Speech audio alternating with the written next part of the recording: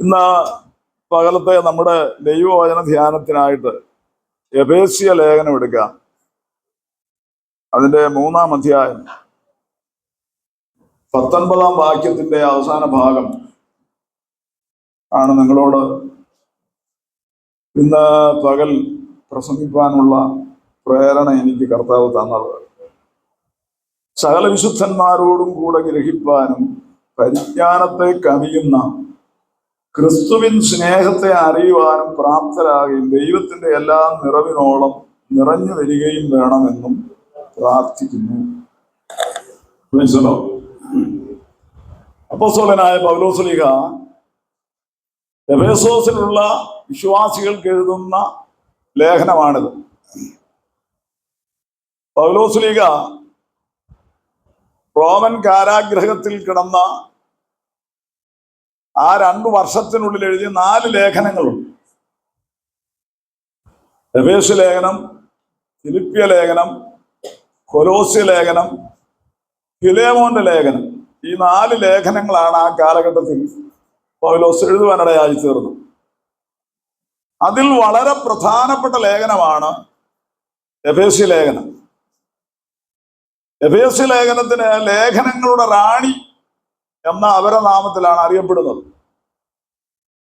ദൈവസഭയുടെ ദൈവശാസ്ത്രപരമായ ചിന്തകൾ ഇത്രയധികം രേഖപ്പെടുത്തിയിരിക്കുന്ന മറ്റൊരു ലേഖനം ഇല്ല. അത്ര ആഴമായ ദൈവശാസ്ത്ര ചിന്തകളാണ് ഈ എഫേസ്യ ലേഖനത്തിൽ നമുക്ക് കാണുവാനിടയായി തീരുന്നത്. എഫേസ്യ ലേഖനവും കൊലോസ്യ ലേഖനവും വളരെ അടുത്ത ബന്ധമുള്ള ലേഖനങ്ങളാണ്. എന്താണത്? അത് എഫേസ്യ ലേഖനത്തിൽ സഭ ക്രിസ്തുവിന്റെ ശരീരം എന്നുള്ളതാണ് പ്രമേയമെങ്കിൽ കൊലോസ്യ ലേഖനത്തിൽ ആ സഭയുടെ ശിരസായ ക്രിസ്തു എന്നുള്ളതാണ് കൊലോസ്യ ലേഖനത്തിലെ വിഷയം. എഫേസ്യ ലേഖനത്തിൽ സഭയാകുന്ന ശരീരത്തിന് ഊന്നൽ നൽകുമ്പോൾ കൊലോസ്യ ലേഖനത്തിൽ ശിരസാകുന്ന ക്രിസ്തുവിന് ഊന്നൽ നൽകുകയാണ്. അതുകൊണ്ട് ഈ ലേഖനം രണ്ടും വളരെ പരസ്പര ബന്ധമുള്ള ലേഖനമാണെന്ന് നമുക്ക് കാണുവാനായി സാധിക്കും. പൗലോസ് അപ്പോസ്തലന്റെ 2-ാം മിഷണറി യാത്രയിലാണ് എഫേസോസ് പട്ടണത്തിൽ താൻ വരുവാനായിട്ടായി തീർന്നത്.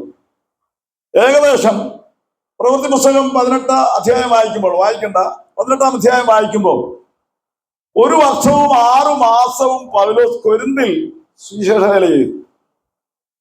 അങ്ങനെ കൊരിന്തിലെ സുവിശേഷ വേല കഴിഞ്ഞതിന് ശേഷം അവിടുത്തെ ദൗത്യം പൂർത്തിയായി എന്നറിഞ്ഞ പൗലോസ് അവിടെ നിന്ന് വീണ്ടും ഈ യാത്ര മുൻപോട്ട് പോകുവാനിടയായി തീർന്നു. ആ യാത്രയിൽ കൊരിന്തിൽ വെച്ച് പരിചയപ്പെട്ട അക്വിലാവ്, പ്രിസ്കില്ല എന്ന് പറയുന്ന 2 റോമൻ സ്വദേശികൾ, അവർ റോമക്കാരാണ്. ആ സമയത്ത് അവർ കൊരിന്തിൽ വന്ന് താമസിക്കുകയാണ്. അങ്ങനെ താമസിക്കാനുള്ള കാരണം റോമ ചക്രവർത്തി അന്നൊരു കൽപ്പനയിട്ടു, യഹൂദന്മാരെല്ലാം റോമ നഗരം വിട്ട് പോകണം. അങ്ങനെ അവർ അവിടെ നിന്ന് കൊരിന്തിൽ വന്ന് താമസിക്കുമ്പോഴാണ് പൗലോസ് കൊരിന്തിൽ വരുന്നത്. അവരവിടെ വെച്ച് പരിചയപ്പെട്ടു. ഇവർ 2 പേരും തൊഴിലൊന്നാണ്. എന്തായിരുന്നു അറിയാമോ? കൂടാരപ്പണി. നമ്മുടെ ഇന്നത്തെ ഭാഷയിൽ പറഞ്ഞാൽ കൽപ്പണി അല്ലെങ്കിൽ വീട് പണി എന്ന് പറയാം. പക്ഷെ അന്നത്തെ കൂടാരത്തിന് വ്യത്യാസമുണ്ട്. ഞാൻ അത് വിശദീകരിക്കുന്നില്ല. അപ്പൊ ഇവര് ജോലിയിൽ ഒന്നായതുകൊണ്ട് ഒന്നിച്ചു താമസിച്ചുകൊണ്ട് സുവിശേഷ വേല ചെയ്യുവാനിടയായി തീർന്നു. Price the Lord, praise the Lord. സുവിശേഷ വേല ചെയ്യുന്നവർക്ക് ജോലി ചെയ്യാം, അല്ലേ? തീർച്ചയായിട്ടും. കാരണം അക്വിലാവും പ്രിസ്കില്ലയും പൗലോസും ജോലി ചെയ്തുകൊണ്ടാണ് സുവിശേഷ വേല ചെയ്യുവാനിടയായി തീർന്നത്. പക്ഷെ പല ആളുകൾക്കും അതെന്തോ ഒരു പോരായ്മ.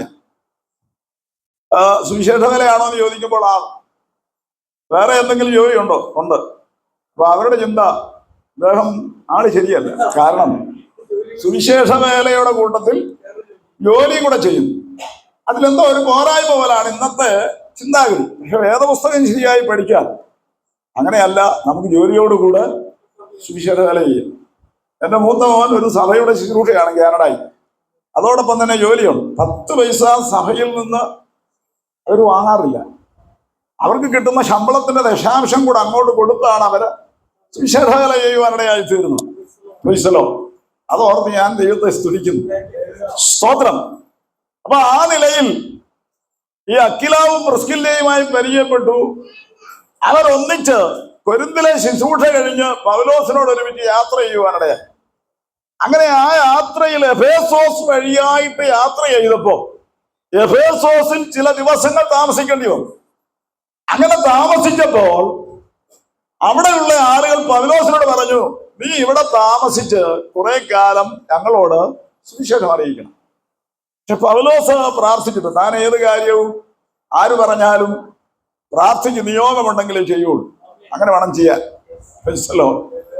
അപ്പൊ ആ നിലയിൽ താൻ പ്രാർത്ഥിച്ചപ്പോൾ തനിക്കൊരു നിയോഗം ഉണ്ടാകാഞ്ഞത് കൊണ്ട് അക്കിലാവിനെയും പ്രിസ്കില്ലയെയും അവിടെ ആക്കിയിട്ട് പറയും, നിങ്ങൾ ഇവിടെ താമസിക്ക്, ഞാൻ യെരൂശലേമിലേക്ക് പോവുകയാണെന്ന് പറഞ്ഞു. ഞാൻ യെരൂശലേമിലേക്ക് അവിടുന്ന് അന്ത്യോക്യയിൽ വന്ന് സഭയെ വന്ദനം ചെയ്തിട്ട് വീണ്ടും ഗലാത്യ, ഫ്രുഗിയ തുടങ്ങിയ സ്ഥലങ്ങളിൽ കൂടെ സഞ്ചരിച്ച് പൗലോസ് വീണ്ടും എഫേസോസിലെത്തി. മനസ്സിലോ? അപ്പൊ ആരുണ്ട് അവിടെ? അക്കിലാവും പ്രിസ്കില്ലയും ഉണ്ട്. അപ്പൊ ഈ അക്കിലാവും പ്രിസ്കില്ലയും അവിടെ താമസിച്ച ആ സമയത്ത് സ്നാപക യോഹന്നാന്റെ ശിഷ്യനായിരിക്കുന്ന ഒരു അപ്പല്ലോസ് എന്ന് പറയുന്ന പ്രഗത്ഭനായ വാഗ്മി അദ്ദേഹം എഫേസോസിൽ അവിടെ താൻ സുവിശേഷം അറിയിപ്പാനിടയായി തീർന്നു. ഇവർ ഒന്നിച്ചു ചേർന്ന് സുവിശേഷ പ്രവർത്തനങ്ങളിൽ ഏർപ്പെട്ടു എഫേസോസിൽ. അപ്പൊ ഈ അപ്പല്ലോസ് എന്ന് പറയുന്ന വ്യക്തി സ്നാപക യോഹന്നാന്റെ ശിഷ്യനായിരുന്നു. ഈ സ്നാപക യോഹന്നാന്റെ ശിഷ്യനും യേശുവിന്റെ ശിഷ്യനും ശിഷ്യത്വവും തമ്മിൽ വ്യത്യാസമുണ്ട്. എന്റെ പ്രസംഗം അതല്ലാത്തതുകൊണ്ട് ഞാൻ അതിനെക്കുറിച്ച് വിശദീകരിക്കുന്നില്ല. സ്തോത്രം. അങ്ങനെ ഈ അപ്പല്ലോസ് എഫേസോസിൽ ശക്തമായ നിലയിൽ സുവിശേഷീകരണത്തിന് അക്കിലാവിനോടും പ്രിസ്കില്ലയോടും കൂടെ സഹകരിപ്പാനിടയായി. ചുരുക്കം പറഞ്ഞാൽ ഒരു കാടുതളിക്കൽ ശുശ്രൂഷ, ഒരു പ്രാരംഭ പ്രവർത്തനം, പൈനിയർ വർക്ക് എന്നൊക്കെ പറയുന്നത് എഫേസോസിൽ വളരെ ശക്തമായി ഇവരിൽ കൂടെ ദൈവം ചെയ്യുവാനിടയായി തീർന്നു. അങ്ങനെ ഇരിക്കുമ്പോ ഈ അപ്പല്ലോസിന് ഒരു താല്പര്യം കൊരിന്തിലേക്ക് പോകണം. അപ്പൊ ഈ അക്കിലാവും പ്രിസ്കില്ലയും പറയും, ഞങ്ങൾ അവിടുന്ന് ഇങ്ങോട്ട് വന്നു, അവിടുത്തെ ആളുകളെയൊക്കെ ഞങ്ങൾക്ക് പരിചയമുണ്ട്, അതുകൊണ്ട് ഒരു കാര്യം ചെയ്യാം, അവരെ പരിചയപ്പെടുത്താൻ ഞങ്ങളൊരു കത്ത് തരാം. അപ്പൊ ഈ അക്കിലാവും പ്രിസ്കില്ലയും കൊടുത്ത കത്തും വാങ്ങി അപ്പല്ലോസ് കൊരിന്തിൽ ചെന്നു. അങ്ങനെ അപ്പല്ലോസ് കൊരിന്തിൽ ഇരിക്കുമ്പോൾ പൗലോസ് നേരെ എഫേസോസിൽ വന്നു. പ്രവൃത്തി പുസ്തകം 19-ാം അധ്യായം വായിക്കുമ്പോൾ നമുക്ക് അതാണ് കാണാൻ കഴിയും. അപ്പൊ അങ്ങനെ പ്രവൃത്തി പുസ്തകം 19-ാം അധ്യായത്തിൽ നമ്മൾ വായിക്കുന്നത് പൗലോസ് ഈ എഫേസോസിൽ വന്നിട്ട് കുറെ ശിഷ്യന്മാരെ കണ്ടു. അവർ ഏകദേശം 12 പേരുണ്ട്. അപ്പൊ ഈ 12 പേരടങ്ങിയ ഈ ശിഷ്യന്മാരെ കണ്ടിട്ട് പൗലോസ് അവരോട് ചോദിച്ചു, നിങ്ങൾ വിശ്വസിച്ചിട്ട് പരിശുദ്ധാത്മാവിനെ പ്രാപിച്ചുവോ? ആ ഭാഗം ഒന്ന് എടുത്ത് വായിക്കുമോ? പ്രവൃത്തി പുസ്തകം 19-ാം അധ്യായം അതിലെ 1-2 വാക്യങ്ങളൊന്ന് വായിക്കണം. പ്രവൃത്തി പുസ്തകം 19-ാം അധ്യായം അതിലെ 1-2 വാക്യങ്ങൾ. ആ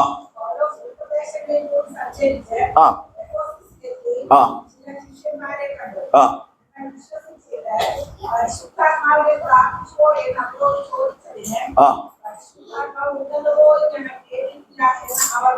മതി. ബാക്കി ഭാഗങ്ങൾ വായിക്കാതിരിക്കുന്നത് സമയലാഭത്തിന് വേണ്ടിയാണ്. നിങ്ങളത് വീട്ടിൽ നിന്ന് വായിച്ചാൽ മതി. അപ്പൊ എനിക്കൊരു ചോദ്യം, ഈ പൗലോസ് ഇവരെ കണ്ട ഉടനെ ഇങ്ങനെ ഒരു ചോദ്യം ചോദിക്കുവാനുള്ള കാരണം എന്താ?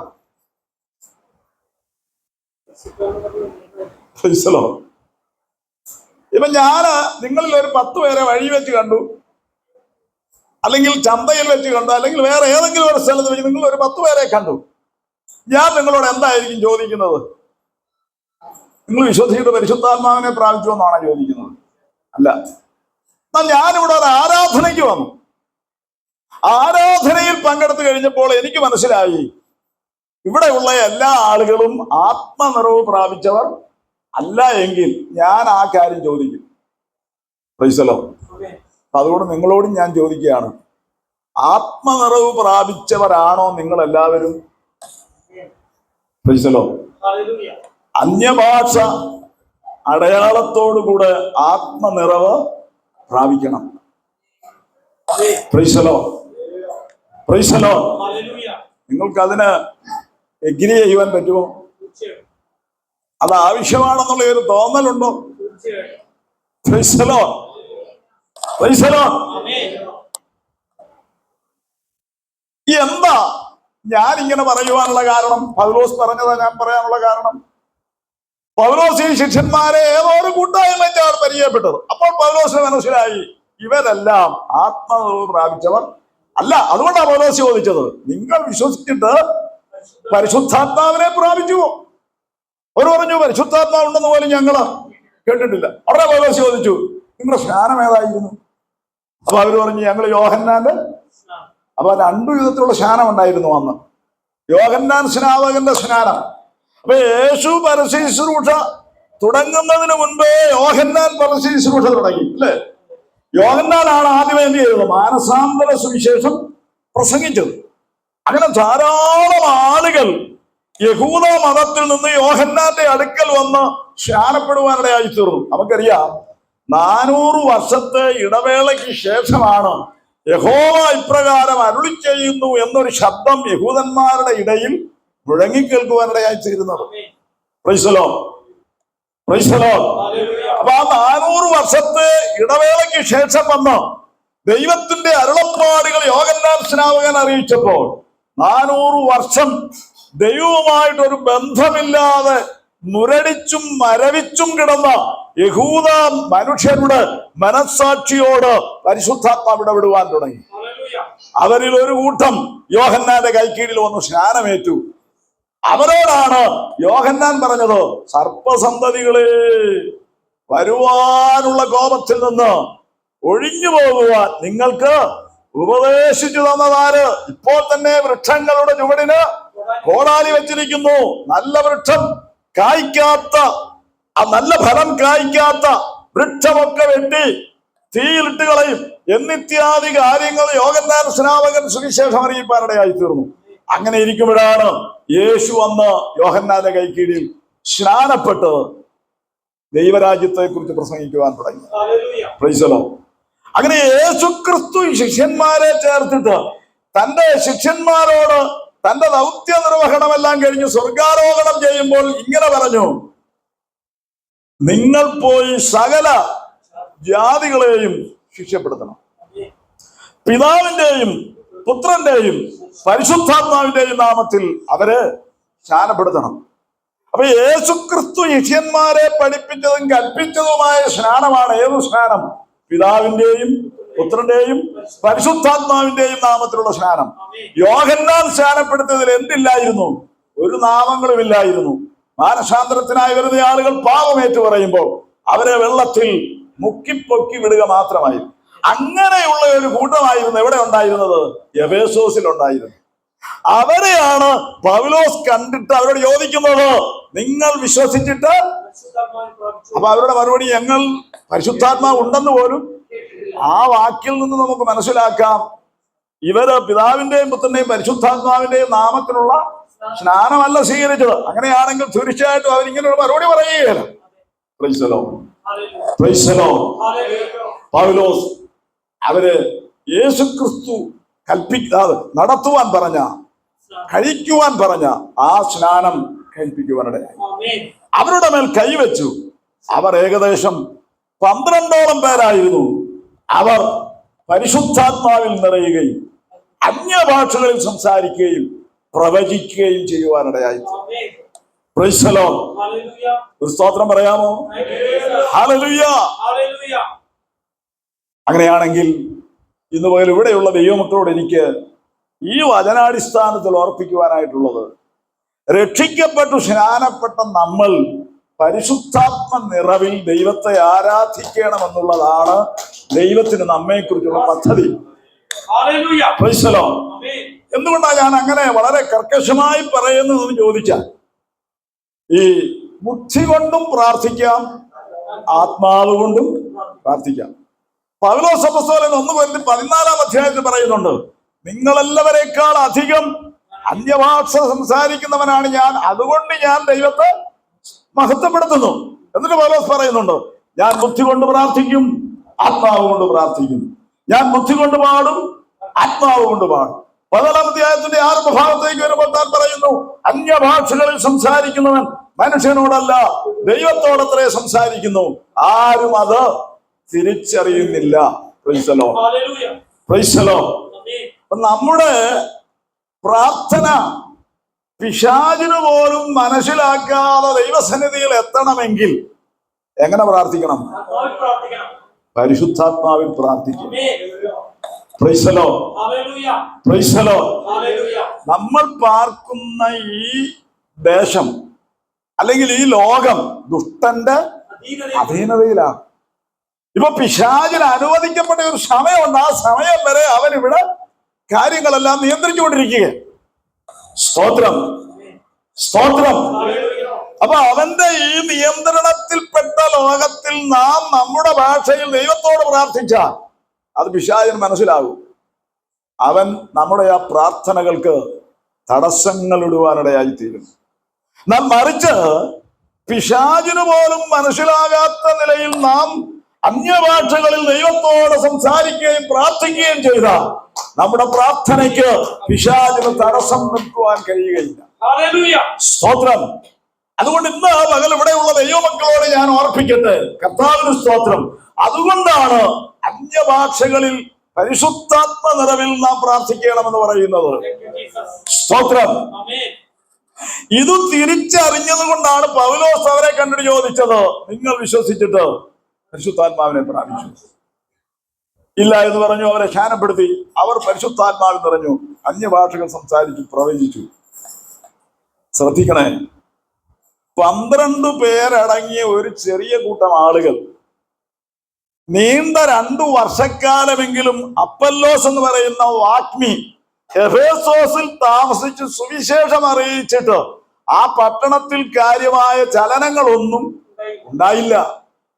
അത് പൗലോസ് ഇവിടെ വന്ന് ഈ 12 പേർക്ക് വേണ്ടി പ്രാർത്ഥിച്ച് അവർ പരിശുദ്ധാത്മ നിറവുള്ളവരായി തീർന്നപ്പോ അവരോടുകൂടെ പൗലോസും ചേർന്നുള്ള ആ കൂട്ടായ്മ എഫേസോസ് പട്ടണത്തെ കീഴ്മേൽ മറിക്കുവാനിടയായി.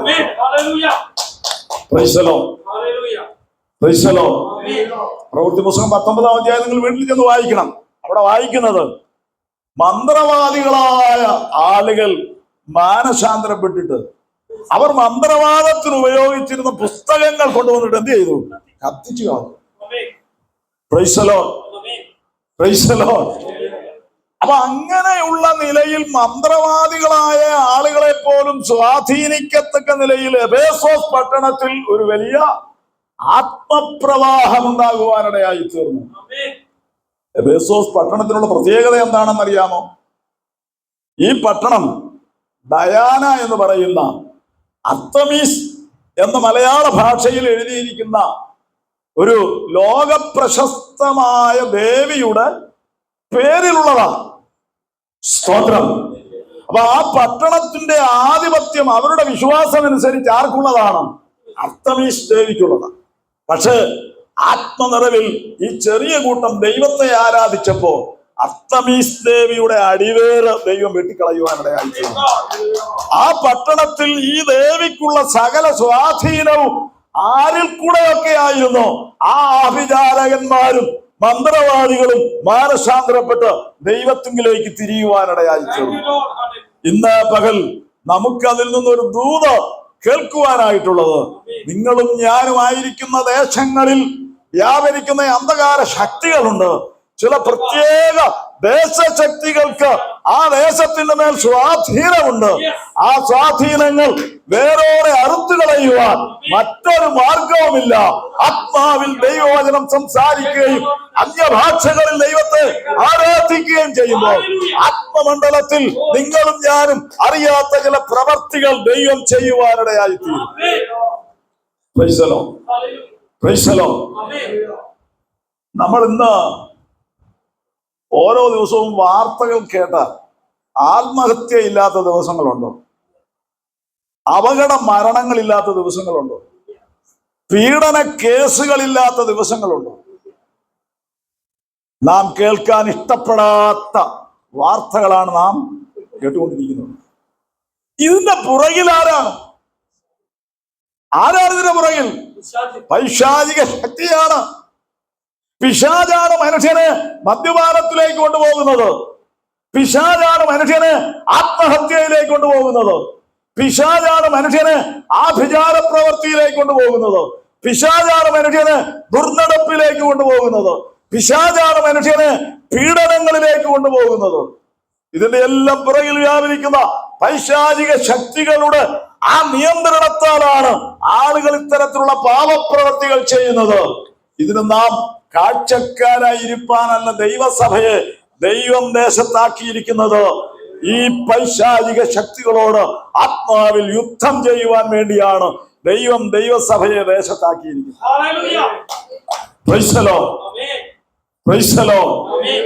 അങ്ങനെയെങ്കിൽ നമ്മളൊരു ഞായറാഴ്ച വന്ന് 2-2.5 മണിക്കൂർ ഇവിടെ ഇരുന്നിട്ട് ഇടദിവസങ്ങളിൽ മീറ്റിംഗ് ഉണ്ടെങ്കിൽ അതും കൂടി മറ്റു കാര്യങ്ങൾ ചെയ്ത് പോയാൽ മാത്രം പോരാ.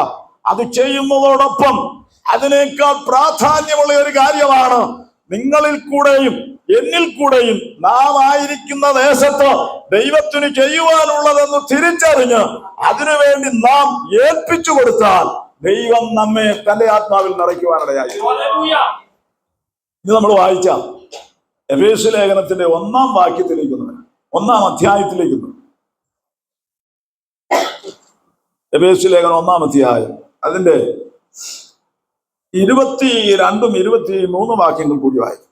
എഫേസ്യ ലേഖനം 1-ാം അധ്യായം അതിന്റെ 22-23.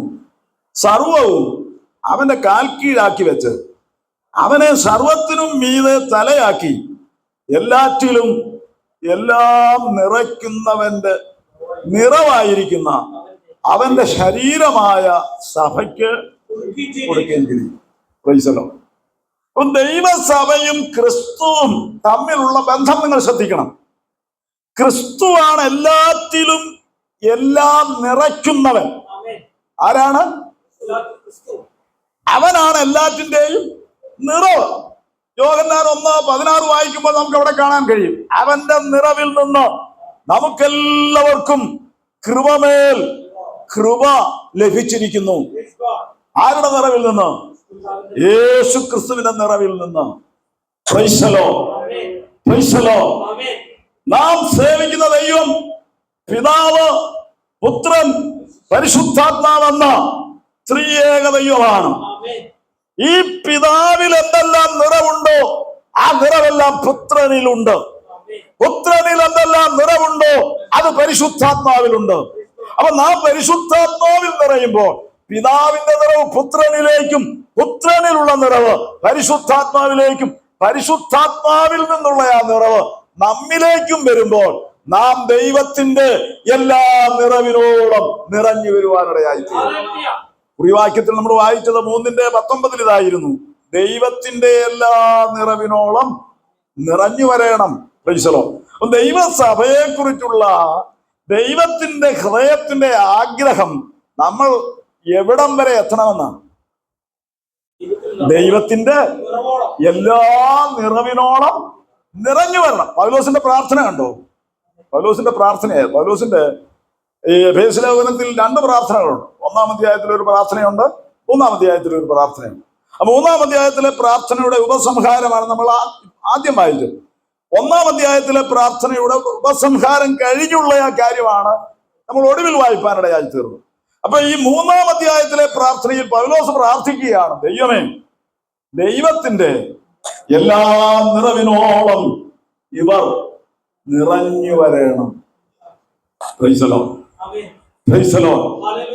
ഇതിപ്പോ ഭാഷമാരായ ഞങ്ങളെ സംബന്ധിച്ചിടത്തോളം ഞങ്ങളുടെ അടുക്കൽ പ്രാർത്ഥനയ്ക്കായിട്ട് വരുന്ന ആളുകളോട് ചോദിച്ചാൽ ഇങ്ങനെ ഒരു പ്രാർത്ഥന ആരും ആവശ്യപ്പെടാറില്ല. പക്ഷേ കടക്കാര് സ്വൈരം തരുന്നില്ല, അതുകൊണ്ട് അതിനുവേണ്ടി പ്രാർത്ഥിക്കും. മോളുടെ കല്യാണം ഇതുവരെ നടന്നിട്ടില്ല, അതിനുവേണ്ടി. മക്കള് 2 പേര്, ഒരാള് +2-നും ഒരാള് 10-ാം ക്ലാസ്സിലുമാണ്. അവർക്ക് നല്ല വിജയം കിട്ടാനായിട്ട്, പിന്നെ ജോലിയിൽ ഒരു പ്രമോഷന് വേണ്ടി പ്രാർത്ഥിക്കും. അതല്ലേ നമ്മളൊക്കെ പ്രാർത്ഥിക്കാറുള്ളത്? ഇന്നത്തെ മിക്ക വിശ്വാസികളും പാസ്റ്റർമാരോട് അവരുടെ പ്രാർത്ഥനാ വിഷയങ്ങളായിട്ട് പറയുന്നതും ഇങ്ങനെയുള്ള കാര്യങ്ങളാണ്. പക്ഷെ പൗലോസിന്റെ പ്രാർത്ഥന കണ്ടോ? പൗലോസിന്റെ പ്രാർത്ഥന, ദൈവമേ, എഫേസോസിലുള്ള സകല വിശുദ്ധന്മാരും ദൈവത്തിന്റെ എല്ലാ നിറവിനോളം നിറഞ്ഞു വരണം. ഞാൻ ഒരു കാര്യം പറയാം, പ്രൈസ് ദി ലോർഡ്. ഈ എല്ലാ ദിവസവും ഒരാൾക്ക് മീൻ വാങ്ങിക്കൊടുത്ത് സഹായിക്കുന്നതാണോ, അതോ ആ വ്യക്തിയെ മീൻ പിടിക്കാൻ പഠിപ്പിക്കുന്നതാണോ ആ വ്യക്തിക്ക് നല്ലത്?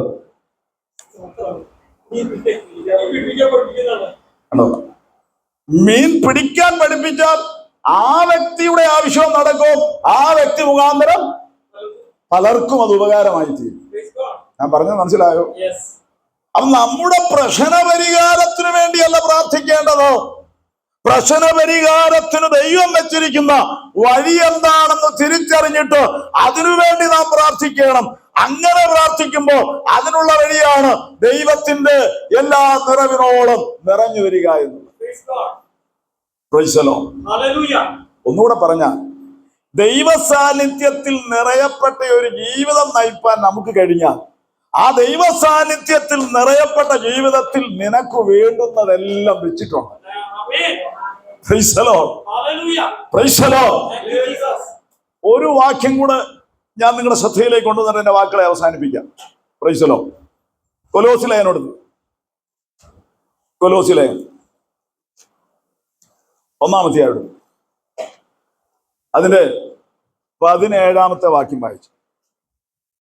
അവൻ സർവ്വത്തിനും മുൻകീഴുള്ളവൻ, അവൻ സകലത്തിനും ആധാരമായിരിക്കുന്നു. മതി മതി. ഞാൻ പറഞ്ഞല്ലോ, കൊലോസ്യ ലേഖനം തലയായ ക്രിസ്തു എന്നുള്ളതാ, എഫേസ്യ ലേഖനം സഭയായ ശരീരം എന്നുള്ളതാ.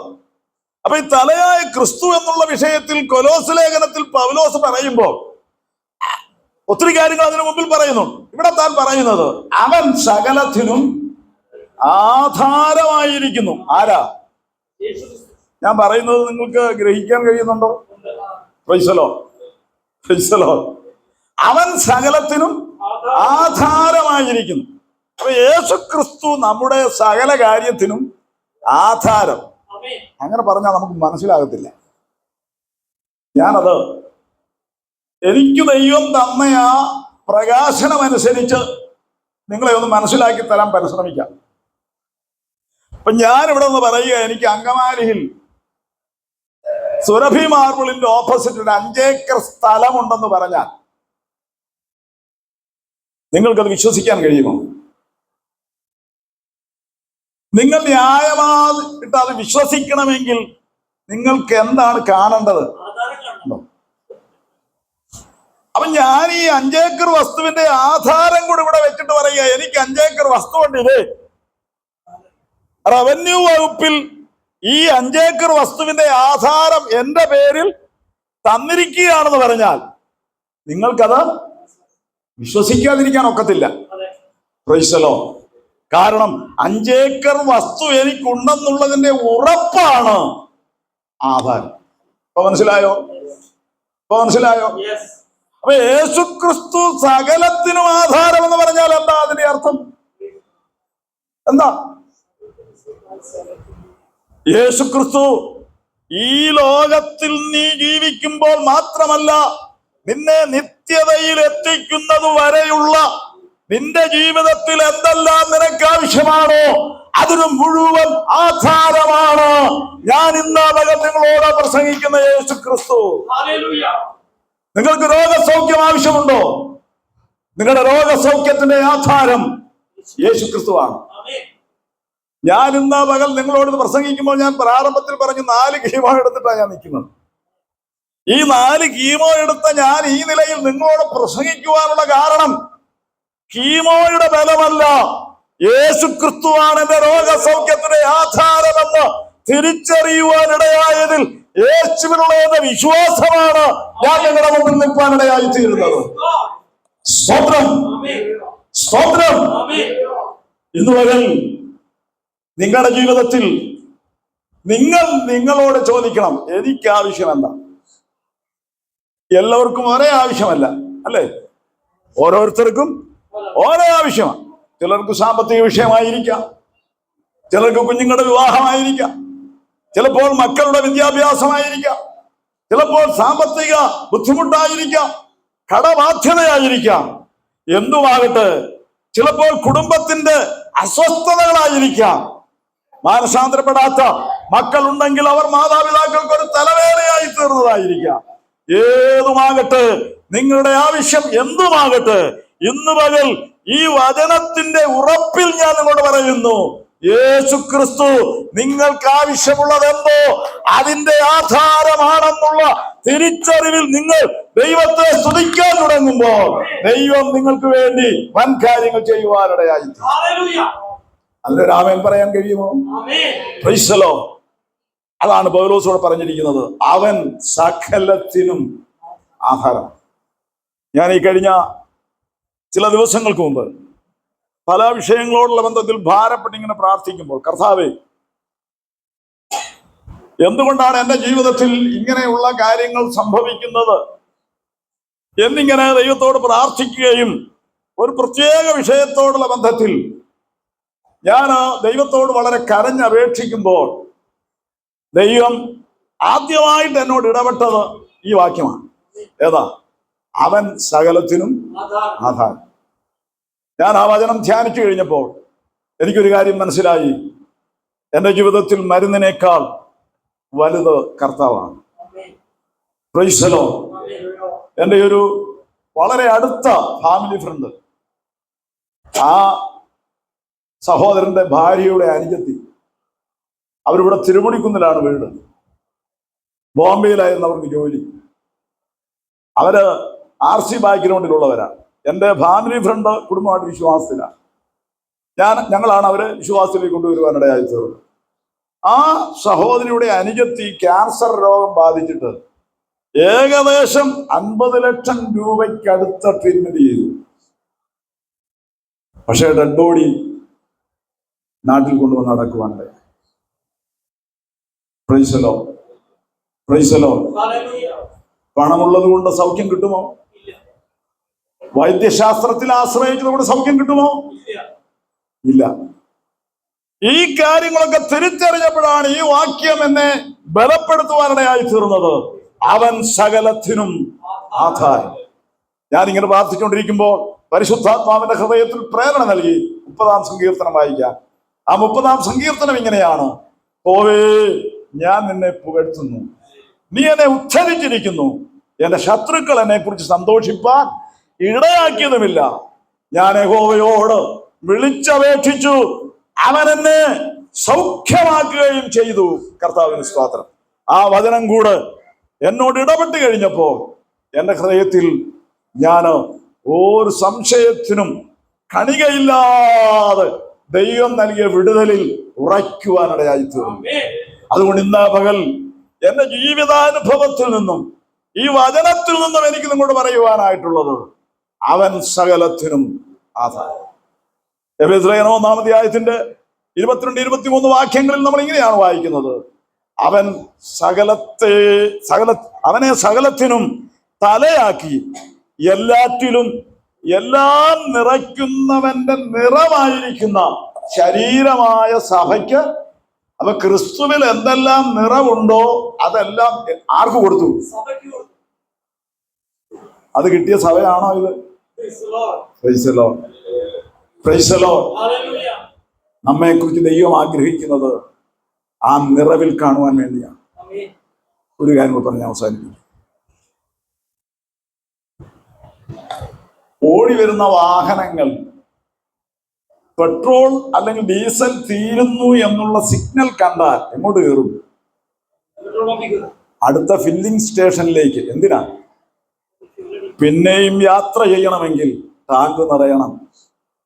Price the Lord. Praise the lord. ക്രിസ്തീയ ജീവിതം ഒരു യാത്രയാണ്. ഈ യാത്രയ്ക്ക് ആവശ്യമായ ഇന്ധനമാണ് പരിശുദ്ധാത്മാവ്. അത് ദൈവസഭയിലാണ്. മാർക്കറ്റിൽ കിട്ടുകയില്ല, ഷോപ്പിംഗ് മാളിൽ കിട്ടത്തില്ല, സൂപ്പർ മാർക്കറ്റിൽ കിട്ടത്തില്ല. അത് ദൈവം നൽകുന്നത് സഭയിലാണ്. സഭയ്ക്കാണത് നൽകിയിരിക്കുന്നത്.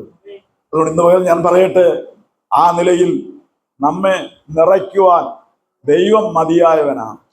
നമ്മളൊന്ന് ഏൽപ്പിച്ചു കൊടുത്താൽ ദൈവം നമ്മെ നിറയ്ക്കുവാനിടയായിത്തീരും. എത്ര പേർക്ക് ആഗ്രഹമുണ്ട്? എല്ലാവർക്കും ആയിരിക്കും സ്ഥാനങ്ങളൊന്നും എഴുതരുത്. എല്ലാവർക്കും ആയിരിക്കും സ്ഥാനങ്ങളൊന്നും എഴുതരുത്. പ്രൈസലോ. ഞാൻ 1-2 മിനിറ്റുകൾ കൂടി എടുക്കാം. എന്നോട് പറഞ്ഞ സമയം 1 മണിയാണ്. 2-3 മിനിറ്റും കൂടെ ഉണ്ട്. നമുക്ക് എല്ലാവർക്കും കണ്ണുകളുണ്ട്. ഒരു നിമിഷം നിങ്ങൾ എല്ലാവരും ദൈവത്തോട് പ്രാർത്ഥിച്ച, കർത്താവേ, ഇന്ന് പകൽ ഈ കേട്ട ദൈവവചനം ഞാൻ വിശ്വസിക്കുന്നു. അങ്ങ് ശിരസായിരിക്കുന്ന ആ സഭയുടെ ഭാഗമാണ് ഞാൻ. ആ ശരീരമായ സഭയുടെ ഭാഗമാണ് ഞാൻ. ശിരസായ കർത്താവിൽ ഉണ്ടായിരുന്ന ആ നിറവ് അവിടുന്ന് ആ ശരീരമായ സഭയ്ക്ക് നൽകിയിരിക്കുന്നു. കർത്താവേ, എനിക്കും അതാവശ്യമാണ്. ആ നിറവില്ലാതെ ഈ ഭൂമി ജീവിക്കാൻ കഴിയത്തില്ല കർത്താവ്. സ്തോത്രം. നിങ്ങളായിരിക്കുന്ന, നിങ്ങൾ പാർക്കുന്ന, പ്രത്യേക ഈ ആരാധന നടക്കുന്ന ഈ ദേശം പല വിധത്തിലുള്ള അന്യാരാധനയുടെ സ്വാധീനങ്ങളാൽ നിയന്ത്രിക്കപ്പെട്ട കുടുംബങ്ങളാണ്. നമുക്കറിയാം, ഇതിന് ചുറ്റുമുള്ള പല പള്ളികളും വളരെ പ്രശസ്തമാണ്. സ്തോത്രം. ആ സ്വാധീനങ്ങളിൽ നിന്ന് കുടുംബങ്ങൾ വിടുവിക്കപ്പെടണമെങ്കിൽ വിടുവിക്കപ്പെട്ട ദൈവമക്കൾ ആത്മനിറവുള്ളവരായി തീരും. കർത്താവേ, ഒരു നിമിഷം നിങ്ങൾ എന്നോട് കൂടെ പ്രാർത്ഥിക്കും. എല്ലാവരും ദൈവം സ്തോത്രം ചെയ്യും. അധരങ്ങൾ തുറന്നൊന്ന് സ്തോത്രം ചെയ്ത അങ്ങയുടെ നിറവ് വ്യാപരിക്കട്ടെ. അങ്ങയുടെ നിറവ് വെളിപ്പെട്ട് വരട്ടെ. സ്വർഗീയ പിതാവേ, യേശുക്രിസ്തുവിന്റെ നാമത്തിൽ ഈ ദൈവസഭയെ അനുഗ്രഹിച്ചു പ്രാർത്ഥിക്കുന്നു. അവിടുന്ന് ഈ ദേശത്ത് നിന്ന് അവരെ വിളിച്ച് വേർതിരിച്ചു. കർത്താവേ, ദൈവം അവരെ നിറയ്ക്കുമാറാകണമേ. ഈ ദൈവസഭ ആത്മനിറവുള്ള സഭയായി തീരട്ടെ. എല്ലാവരും അന്യഭാഷകളിൽ ദൈവത്തെ ആരാധിപ്പാൻ പരിശുദ്ധാത്മാവ് അവരെ നിറയ്ക്കണമെന്ന് അങ്ങയോട് പ്രാർത്ഥിക്കുന്നു കർത്താവേ.